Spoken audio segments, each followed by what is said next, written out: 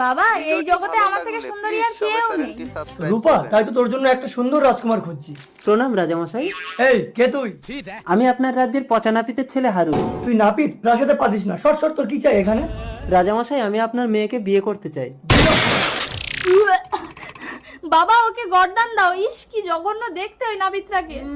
রাজামশাই, আমার রূপ না থাকলেও গুণ আছে। কি গুণ আছে তোর? তুই বলতে পারবি আমার মৃত্যু কবে? মহারাজ, আজই আপনার মৃত্যু হবে। তাই? তা কিভাবে মরবো আমি? আজ রাতে আপনার বিশ্বস্ত মন্ত্রী তরোয়াল দিয়ে আপনার গলা কাটবে। ঠিক আছে, আজ রাতে তোকে বেঁধে রাখবো। যদি তোর কথা মিথ্যা হয় তোর গর্দান নেব। ঠিক আছে, আর যদি সত্যি হয় তাহলে কিন্তু আমি রাজকুমারীকে বিয়ে করব। অবিকল মানুষের মতো হয়েছে, এবার চলে আয় রূপা।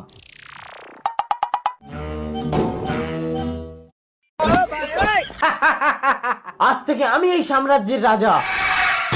রাজামশাই, তাহলে এটা কি?